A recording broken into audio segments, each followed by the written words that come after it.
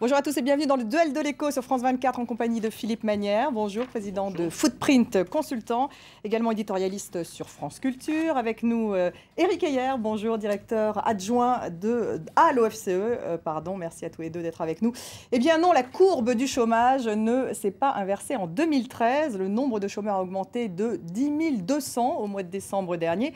Ils sont 3 300 000 demandeurs d'emploi en France. François Hollande compte maintenant sur le fameux pacte de responsabilité pour inverser la tendance.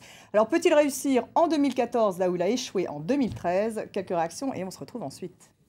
Stabiliser, c'est ce que nous avons réussi, ne suffit pas. Et ce que nous devons faire, c'est la diminution, l'inversion. Le président a voulu tenir ce pari parce qu'il pensait qu'avec des emplois aidés, c'est-à-dire des emplois financés sur fonds publics, on pourrait inverser cette courbe. Et évidemment, ça n'a pas marché. Ça n'a pas marché. Donc il faut reprendre tout ça. Personne aujourd'hui dans le monde ne croit plus à la politique de l'offre. Il n'y a plus que François Hollande, qui est avec lui, les diplodocus, et l'homme de Cro-Magnon, peut-être, qui y croit. Mais quand on regarde les chiffres sur la catégorie A, chiffre officiel, on est à plus 5,7% sur un an. Et quand on prend B et C, on a aussi une augmentation du chômage. Donc oui, c'est un échec là-dessus. On a l'impression, dans les commentaires des uns et des autres, je le comprends puisqu'on est dans le symbole, que tout aurait été raté, que c'est pas du tout... Non, on est à 2 doigts de cela, à quelques jours peut-être, à quelques mois, à 2 doigts de cela. Donc il faut continuer. Alors Philippe, chômage, l'échec, chômage, le pari perdu de François Hollande. Enfin vraiment, les unes aujourd'hui s'en donnent à cœur joie. Pourquoi finalement s'être fixé un objectif qui était très probablement pas tenable? Ex post, on peut dire que c'était une erreur, évidemment, puisqu'il n'a pas réussi à le tenir. Mais au moment où il a annoncé cet objectif, vous vous souvenez qu'on a eu plusieurs fois cette conversation, je disais, c'est pas du tout impossible. Et ça n'a d'ailleurs pas beaucoup d'importance. Il n'y est pas arrivé et ça n'a pas beaucoup d'importance, parce que c'est vrai qu'au bout d'un moment, ça va s'inverser.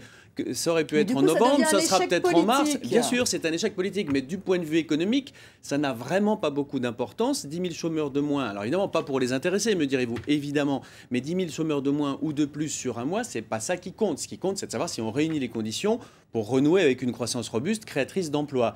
Et alors, ça, on n'y est pas arrivé et c'est beaucoup plus grave que d'avoir ou pas réussi ce pari un peu stupide. Encore une fois, on peut le dire maintenant, mais à l'époque, je vous l'avais dit, moi je trouvais pas ça absurde parce qu'un jour ou l'autre, ça va arriver. C'est pas ça qui compte. C'est pas d'avoir un tout petit peu moins ou un tout petit peu plus de chômeurs qui compte. Ce qui compte, c'est d'arriver à reconstituer en France les conditions d'une croissance robuste et créatrice d'emplois. Et ça, malheureusement, François Hollande, ça pour moi c'est bien plus grave, n'a pas réuni ces conditions-là. Mais on aurait pu dire la même chose qu'il ne les avait pas réunies, même si on avait gagné 150 chômeurs de moins et qu'il avait gagné son pari. Donc encore une fois, c'est du second ordre. Éric Heyer. Alors si on regarde les chiffres, juste c'est plus 5,7% de hausse du nombre de demandeurs d'emploi en 2013. C'était plus 10% en 2012. Donc il y a tout de même une amélioration. Mais oui. Pourtant, il y a la même croissance économique. C'est-à-dire qu'on a fait 0 en 2012 et 0,2 en 2013. Donc, il y a la même croissance économique. Donc, les emplois aidés ont peut-être joué... Il y a la même non-croissance. Donc, voilà. Donc, ce n'est pas les performances économiques qui expliquent cela. C'est un petit changement de cap dans la politique économique de l'emploi. C'est-à-dire qu'effectivement, il y a la montée en puissance des emplois aidés. Donc ça se voit bien chez les jeunes. Donc effectivement, quand vous ciblez dans une catégorie, ça se voit. Alors le problème, c'est qu'il fallait en faire beaucoup. Et sans doute beaucoup plus que ce qu'a fait le gouvernement. Nous en sommes pour à pouvoir combien inverser. sur les emplois aidés? Alors, c'est pas en stock, c'est pas énorme, parce qu'en fait, vous voyez, pour avoir des ordres de grandeur, en 2000, c'est là où on faisait le plus d'emplois aidés, on était à peu près 500 000 emplois aidés en stock dans l'économie, et on est descendu petit à petit, et on était en 2012 à 250 000, en 2013 250 000. Vous voyez qu'en 2010, alors qu'on avait plus de croissance économique et un chômage plus bas, on était à 320 000. Donc aujourd'hui, on va remonter aux alentours de 300 000. Donc vous voyez qu'on n'est pas en stock. Et on n'a pas énormément d'emplois aidés, mais par contre, la variation a été forte. C'est-à-dire qu'en 6 mois, on a créé énormément d'emplois d'avenir, quelques, ce qu'on appelle CAE, CUI, et donc ça fait que le chômage, au lieu d'augmenter de 25 000 par mois, n'a augmenté que de 2 000 par mois en moyenne sur les derniers trimestres. Donc il y a effectivement une inflexion, mais qui est... par des emplois qui ne sont pas pérennes, effectivement. Non. Ces emplois-là, mais n'ont pas vocation à rester pérennes.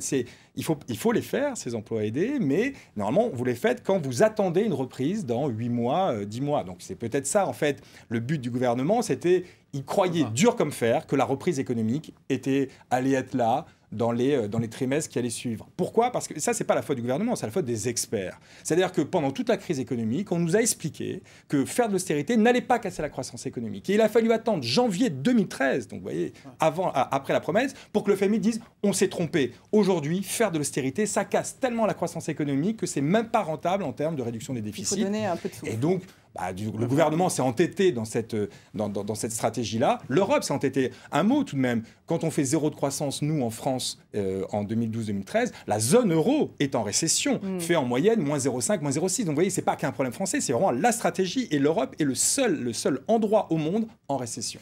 Philippe, le décrochage des emplois concerne aussi les emplois hautement qualifiés. Alors, il y a un article intéressant dans Le Monde d'hier, recul des effectifs dans la recherche et le développement en France, d'après l'Observatoire de l'investissement Trandéo. J'ai trouvé ça intéressant parce que pour la première fois depuis 2009, il y a eu davantage d'emplois détruits dans les activités de R&D, de recherche et développement, que d'emplois créés. C'est quand même extraordinaire. Il y a un certain nombre de mauvais signes. Hein. Comme le disait Eric à l'instant, la seule bonne nouvelle vient du front des jeunes, hein, puisque là, effectivement, grâce aux emplois aidés, dont on ne peut pas dire qu'ils sont là pour une courte période. Vous venez de le dire vous-même, Eric, depuis 2000, on en a eu entre 250 000 et 500 000 en permanence. Donc c'est devenu, c'est pas les mêmes, mais ça veut dire qu'on ne peut plus être à un niveau d'emploi qui n'est pourtant pas satisfaisant sans avoir quand même des masses absolument considérables de gens qui sont rémunérés par l'État. Donc c'est-à-dire qu'on a quand même un problème structurel qui n'a pas été traité jusqu'alors. Mais effectivement, moi j'ai été frappé comme vous par ça. Beaucoup d'emplois qualifiés détruits. Et une autre chose qui est frappante, c'est que les deux régions où il y a le plus de hausse du chômage, c'est l'Île-de-France et la région de Nantes, qui sont traditionnellement plutôt dynamiques en matière d'emploi. Donc ça veut dire qu'on arrive à quelque chose qui est peut-être une deuxième phase de la détérioration de l'emploi. Je ne suis pas suffisamment expert et je n'ai pas suffisamment travaillé sur le sujet pour vous dire pourquoi et comment, mais je trouve que c'est évidemment mauvais signe. C'est-à-dire que si on avait, comme d'habitude, un emploi qui se dégrade dans des zones de désertification bien connues, on dirait, c'est peut-être la queue de la comète. Là, on a un peu l'impression qu'il y a encore un sacré coup qui peut peut-être nous tomber sur la tête. Ça, je dois dire, c'est ce qui m'a le plus inquiété, c'est quand on rentre dans le détail des chiffres, puis aussi l'emploi des seniors. Alors moi, maintenant qui suis senior, parce qu'on est senior à 50 ans, ça fait un peu trembler quand on y pense. 1 million on voit là, ça se dégrade très considérablement. Or, c'est un moment où la productivité des individus est quand même très forte. Si les gens qui ont 50-55 ans, ça dépend des jobs, ça dépend des secteurs, mais sont normalement très productifs, se retrouvent de plus en plus marginalisés, évidemment, c'est pas bon pour le potentiel de croissance. Je parle sur le contrôle direct, mais c'est des mauvaises nouvelles quand on regarde dans le détail. Investissement dans la recherche en France, investissement privé. Alors, il faut savoir que la recherche, l'investissement en recherche est subventionné en France. C'est-à-dire que quand vous regardez les dépenses d'investissement... Plus qu'ailleurs. Oui, quand on regarde les dépenses d'investissement, on est légèrement inférieur aux grands pays. 2,2% du PIB, Eric, contre 2,7% aux États-Unis, 2,9% en Allemagne, 3,5% au Japon. Il y a des pays qui sont inférieurs. Donc, on est à peu près dans la moyenne des grands pays. On est effectivement légèrement inférieur à l'Allemagne. Mais... si on regarde la part subventionnée, on est au-dessus de tout le monde. C'est-à-dire que ce peu d'investissement qu'on a est complètement subventionné. Donc vous voyez que là aussi... En termes d'emploi, en tout cas... mais c'est subventionné. Donc c'est quand même l'État qui le finance. Donc vous voyez que... Et le problème, c'est que justement, allant vers l'austérité un peu généralisée, on va essayer de raboter un peu partout. Et vous voyez que vous pouvez aussi raboter sur des investissements qui sont quand même assez importants. Et donc attention, lorsqu'on fait ces coups de rabot, d'essayer de distinguer entre la dépense publique, parce que c'est de la dépense publique, ça, entre la dépense publique qui est utile et la dépense publique qui est moins utile. Il y a peut-être un problème d'orientation également de cette aide. On n'a plus beaucoup de temps, je vais passer au pacte de responsabilité. Philippe, un mot quand même, est-ce que je peux dire un mot juste sur... Moi, je pense quand même qu'il ne faut pas tout mettre sur le dos de l'austérité. Bien sûr, l'austérité, elle est destructrice de croissance, forcément, à court terme.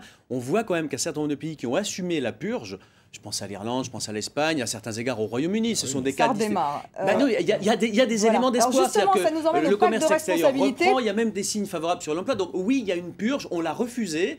Mais on est dans cette espèce d'entre-deux où on purge légèrement, mais ça dure. Eux, ils ont fait une grosse purge, et maintenant, les conditions d'un redémarrage... Je suis pas sûr qu'ils sont dans une meilleure situation que nous. Alors, les chiffres sont quand même bons. Le redressement des comptes extérieurs est excellent. Incroyable. Oui, d'accord, mais en termes de richesse par habitant, ils ont perdu 3 fois plus que nous. Le chômage, ils sont à 27% de taux de chômage. Le pacte de responsabilité va-t-il créer des emplois? Là, on parle quand même de 30 milliards d'euros d'ici à 2017, suppression de cotisations. Là, on est dans une politique de l'offre.